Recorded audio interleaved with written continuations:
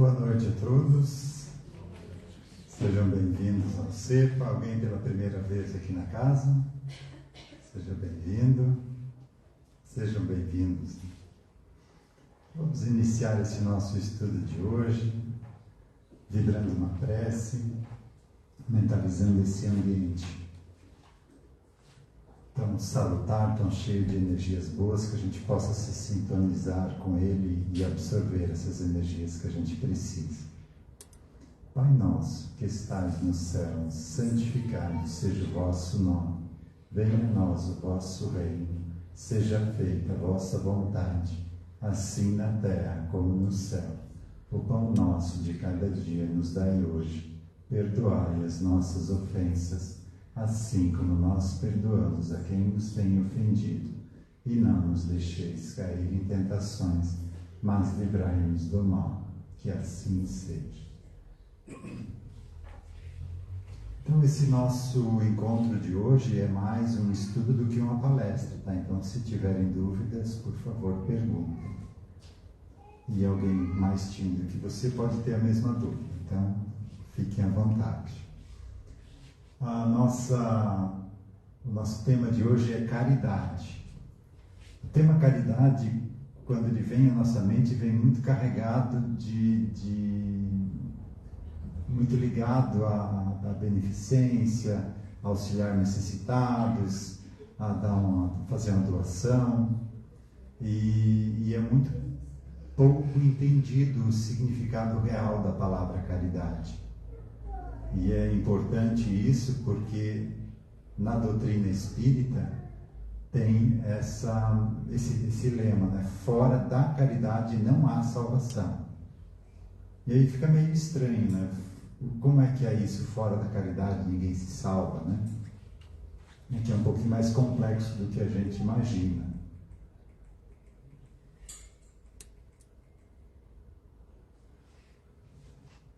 Então vamos começar aqui com o Evangelho segundo o Espiritismo, capítulo 15, que fala desse tema, fora da caridade não há salvação.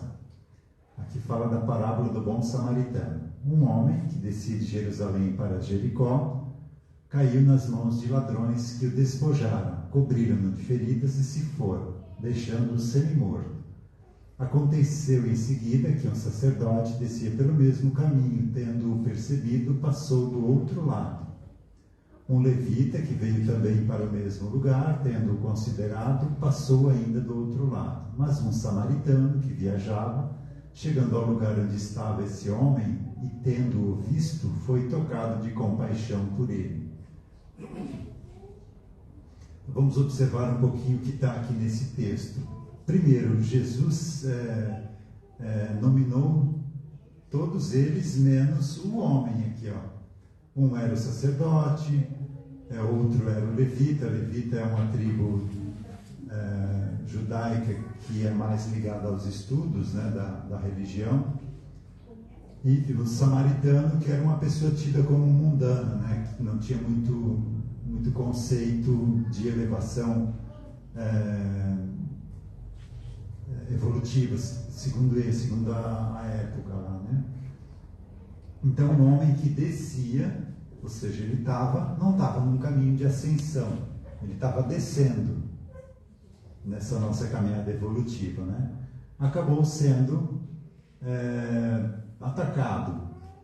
Então, o único que ele não dá nome de quem é um homem, ou seja, o amar ao próximo como a si mesmo não é aquele que a gente gosta, aquele que a gente concorda, aquele que tem a mesma ideologia, aquele que pensa igual a gente, é principalmente aquele que pensa diferente.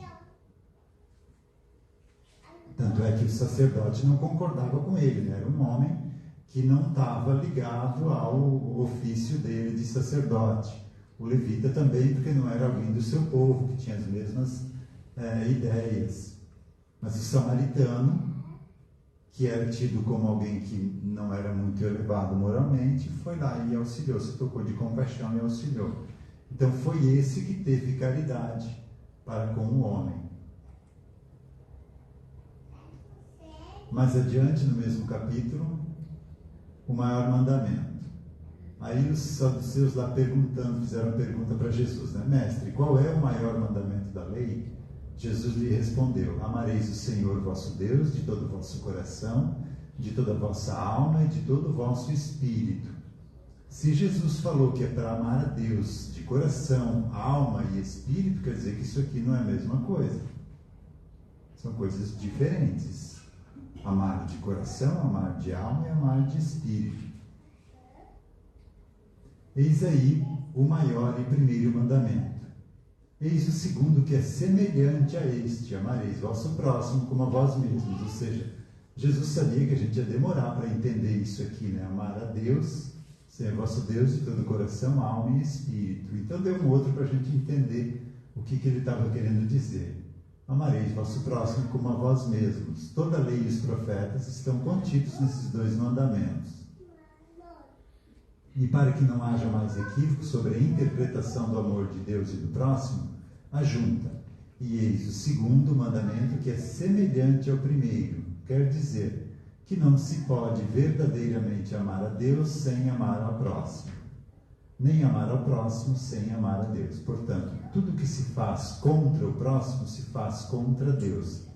Não podemos amar a Deus sem praticar a caridade para com o próximo. Todos os deveres do homem se encontram resumidos nessa máxima: fora da caridade não há salvação.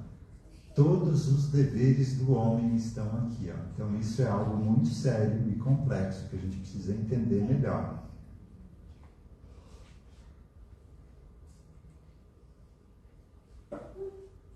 Aí aqui um trecho da carta aos Coríntios de São Paulo, também no Evangelho segundo o Espiritismo, capítulo 15, no item fora da caridade não há salvação. Ainda que eu falasse todas as línguas dos homens, e mesmo a língua dos anjos, se não tivesse caridade, não seria senão como um bronze sonante e um símbolo retumbante.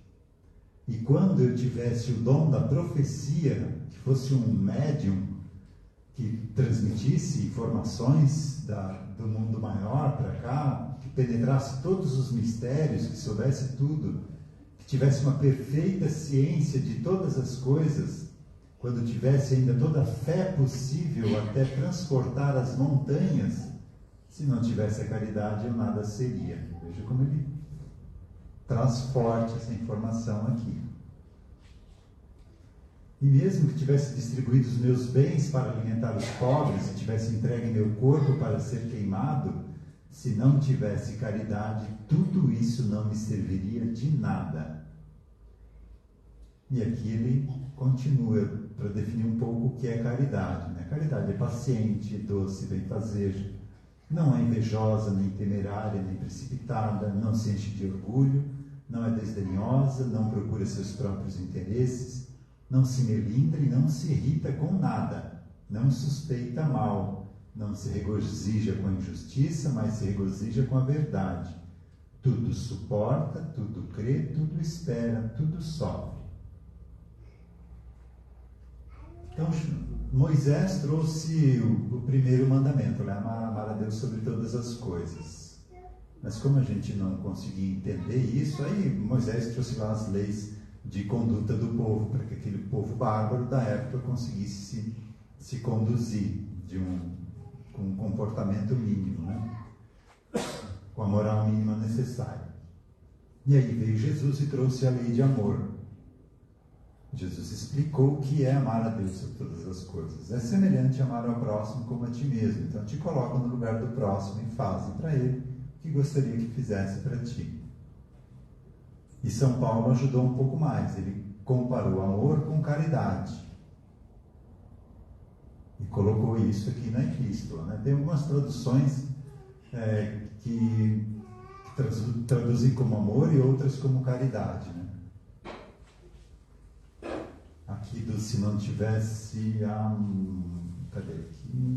se não tivesse amor, né? Algumas traduções também trazem. Então ele comparou essas duas palavras, caridade e amor. Então o que é realmente caridade? Tem uma pergunta lá no Livro dos Espíritos, questão 886. Qual é o verdadeiro sentido da palavra caridade, como a entendia Jesus? E aí veio aqui a grande resposta do que é caridade. Benevolência para com todos, por isso lá o homem da parábola do bom samaritano, não é só para aqueles que a gente gosta, que a gente concorda, é para com todos. Benevolência é boa vontade, né? Então eu vou ter boa vontade com todo mundo, não importa quem seja. Indulgência para com as imperfeições dos outros, então eu não vou julgar os outros, não importa o que façam, eu compreendo que estão no caminhada evolutiva, se estão agindo errado, isso lá na frente vai fazê-los querer mudar de ideia. Se eu evitasse eles de terem essa experiência, iam demorar mais para querer mudar de ideia. Então, todo mundo precisa passar pela experiência, não tem como fugir dela. E o perdão das ofensas. Essa é famosa, né? Pedro perguntou para Jesus, né? Devo perdoar 7 vezes alguém que me ofende? Aí Jesus falou, não, 70 vezes, 7 vezes.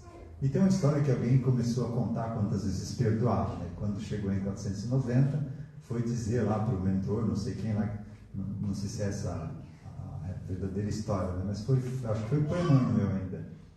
E aí Emmanuel falou, não, mas 490 vezes cada ofensa.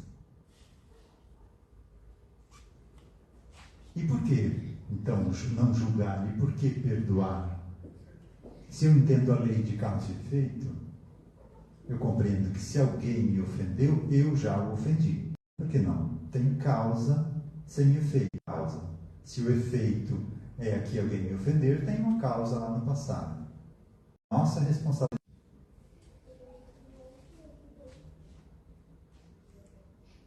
Um parente, seja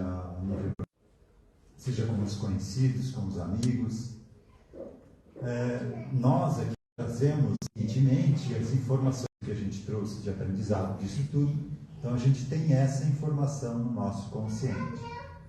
Mas nós somos seres imortais, a gente tem uma caminhada evolutiva. Então a gente traz um inconsciente que é muito maior do que essa proporção aqui nessa gravura, tá? Mas digamos que essa parte aqui do inconsciente é essa parte que está mais ativa na nossa vida hoje. Não está tudo aqui, mas é a parte que está em aprendizado mais intensivo nessa existência. Então, por que eu aqui não devo julgar o outro aqui? Porque quando eu vou perceber o outro, eu não percebo apenas a parte consciente, até porque eu não tenho acesso a essa memória, é dele, é sigilosa dele. Mas quando eu entro em contato com alguém, eu percebo a vibração da pessoa. Daí vem aquela primeira impressão, né? Você teve uma primeira impressão ruim da pessoa, não foi com ela, o santo não bateu, né? Tem várias expressões, né? Dessa primeira impressão que fica. Porque essa primeira impressão que fica para mim aqui dessa pessoa envolve o ser todo aqui, ó. Então, se essa pessoa lá no passado foi uma pessoa que era alguém que passava a perna nos outros, hoje eu, quando entro em contato com essa pessoa, eu posso sentir essa desonestidade da pessoa, essa falta de caráter dela. Mas pode ser que essa pessoa já decidiu mudar esse aspecto e agora está numa vida tentando botar em prática e a vida inteira sendo honesta, não passando mais ninguém para trás. E se eu julgo ela como alguém que passa os outros para trás, eu estou fazendo um julgamento errôneo, porque ela não é mais assim. Ela já decidiu mudar, mas na história dela ainda está essa vibração. E essa vibração dá de ser acessada no atendimento, dá de ser tratada, porque é uma pessoa praticamente que está dentro do inconsciente do outro. Só não tem mais o corpo físico, mas está bem completa a história dela, com as crenças, com as emoções, com as verdades que ela tinha, como ela achava que a vida deveria ser. Então, não julgar o outro, porque eu não sei se a vibração que eu estou sentindo dele é dele agora ou se é de passado. E se eu assumir que essa vibração de passado é dele agora, eu posso estar impedindo de dar uma oportunidade para essa pessoa e ela já está pronta para ter essa oportunidade. E eu estou deixando de auxiliá-la. Então eu não estou sendo caridoso, porque eu estou julgando.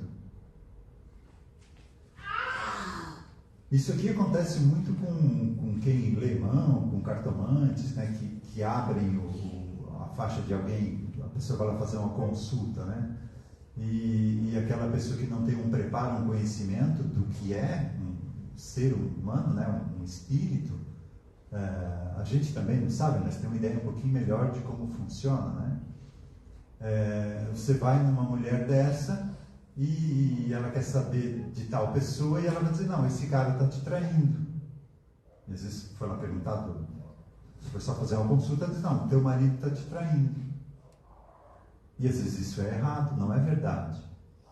Às vezes ela acessou, abrindo a sintonia com o esposo dela, acessou uma memória de passado onde ele a traiu. E não é nessa existência. E aí, às vezes, desestrutura um casamento por uma informação errônea. Então a gente tem que ter muito cuidado quando lida com isso aqui. É algo muito complexo.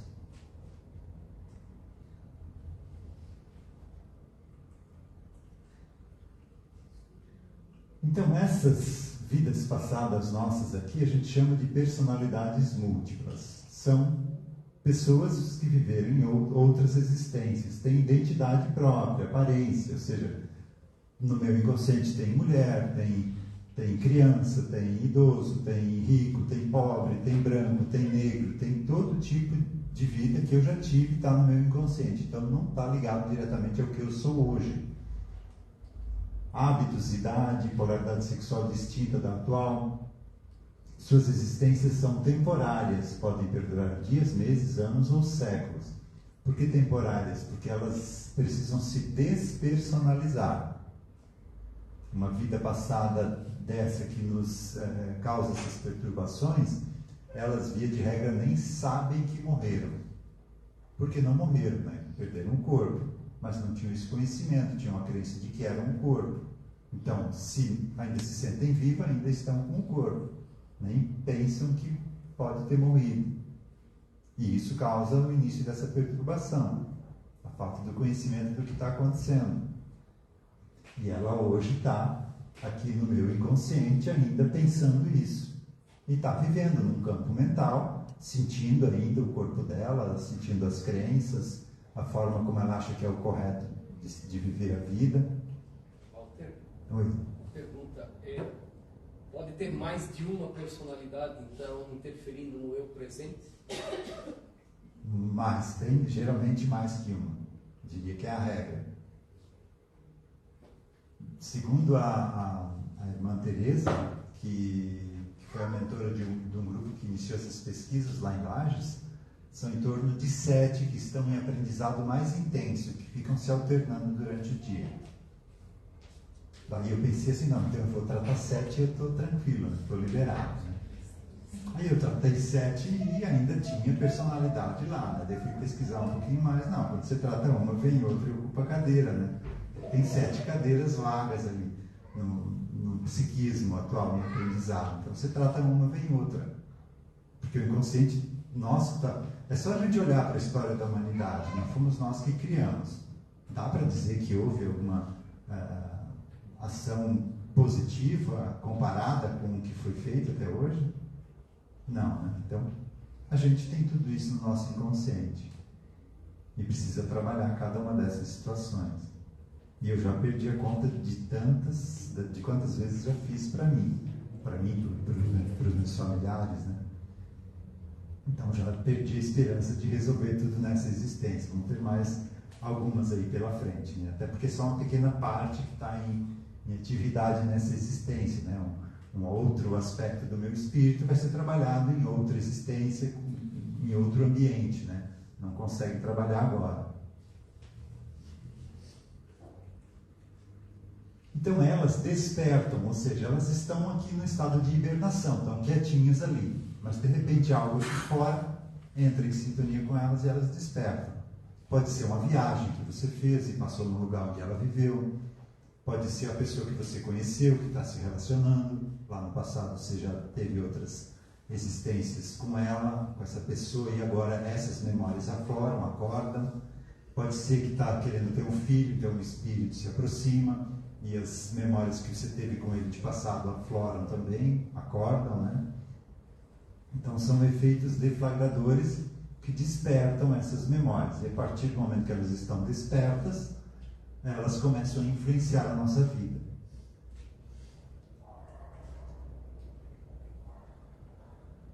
Não são simples autômatos ou formas pensamentos ou um videozinho de uma existência. Não, é um ser completo, tem poder de decisão, autonomia de ação, conhecimentos diversos e força mental bem ou mal desenvolvida. Então elas têm um poder mental que influencia as nossas escolhas, as nossas decisões. Se a gente não está consciente desse mecanismo, a gente se deixa levar por esses impulsos que vêm do inconsciente. Por isso a doutrina fala da tal da reforma íntima. É você perceber tudo isso que está no inconsciente e não dar mais vazão para isso.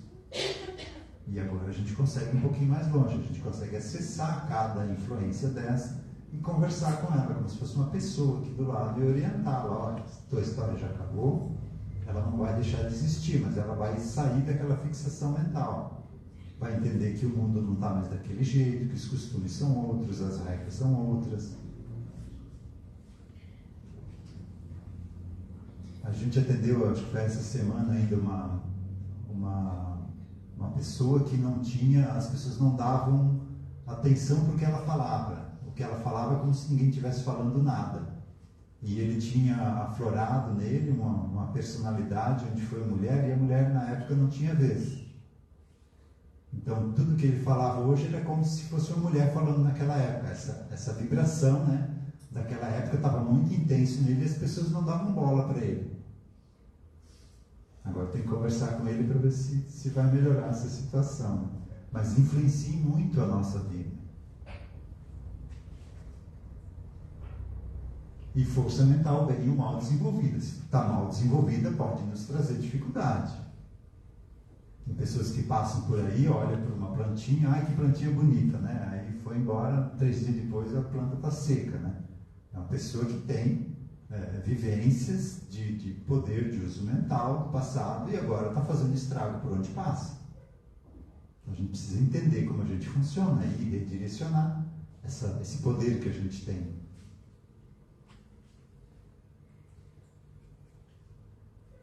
Então, nós somos caridosos em nossa família, a gente tem boa vontade para com todos eles, principalmente com aquele parente difícil, a gente não julga eles, e a gente perdoa eles.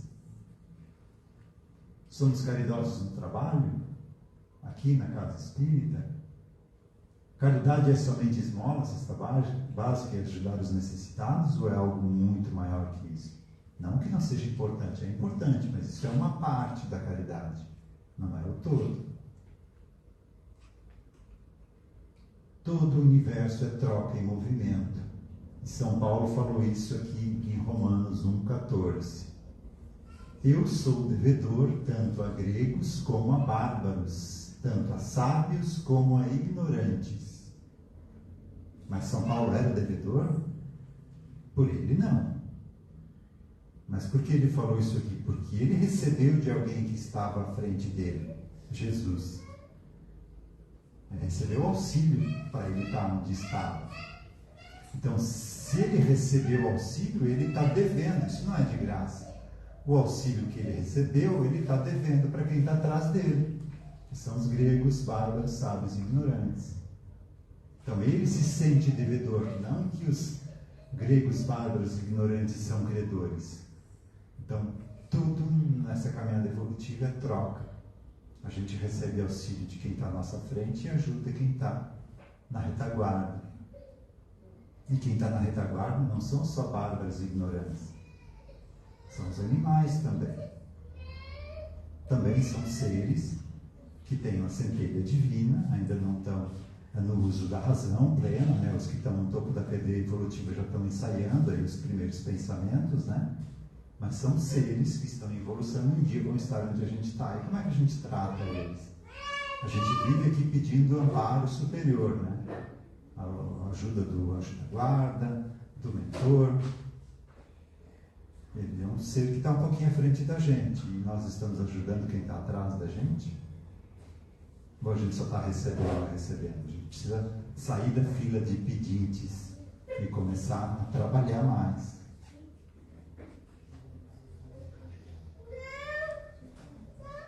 Então, o que é caridade? Caridade, resumindo, é vivenciar o Evangelho.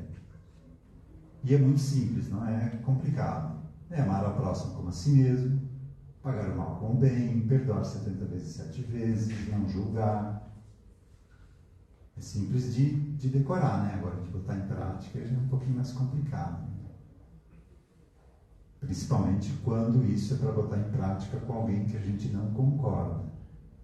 É difícil a gente ter essa compreensão de que o outro é um ser em evolução, que passou por uma caminhada diferente, que tem uma verdade diferente da nossa, que pode estar fazendo coisa errada, mas ele vai aprender com isso. Não preciso eu me tornar um agente da justiça divina, e isso acontece, as pessoas se tornam, mas você não precisa mais. Agora a gente compreende o porquê de não julgar, o porquê de perdoar, e a vida vai ficando mais simples. A gente não se incomoda tanto, apesar de tudo que a gente vê aí fora.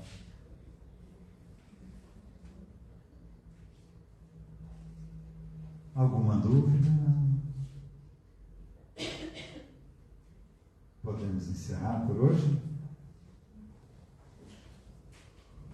Neuza?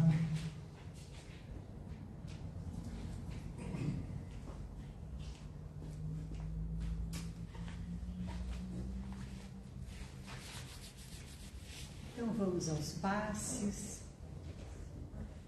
abrindo espaço no nosso íntimo para receber essas dádivas da espiritualidade em forma de energia. Que nós possamos sentir o quanto existe abundância no nosso entorno. E tudo aquilo que precisamos, se prestarmos atenção, vamos ver que, de fato, nós já temos. Só falta olhar com mais atenção para dentro de nós. E vamos perceber que temos tanto que podemos doar, sem que nunca nos faça nenhuma falta. Sintamos, então, essa energia nos envolvendo, em especial trabalhando onde são as nossas maiores necessidades, sejam elas quais forem, a dificuldade do perdão, da aceitação, da caridade, enfim. Peçamos a Jesus que nos ajude nessa jornada, que a gente, ao final dela, olhe para trás e percebeu que sim, caminhou, melhorou. Que o nosso objetivo aqui é sermos um pouco melhores a cada dia, e amparo para isso nunca vai nos faltar. Vamos emanar essas energias também para os nossos lares, nosso trabalho, as pessoas que convivem conosco durante toda a semana, que elas sintam esse esforço em nós de tentarmos ser melhores, e isso as incentive também no mesmo processo. Tenhamos todos uma boa semana. Que assim seja. Boa noite a todos. Obrigada pela presença.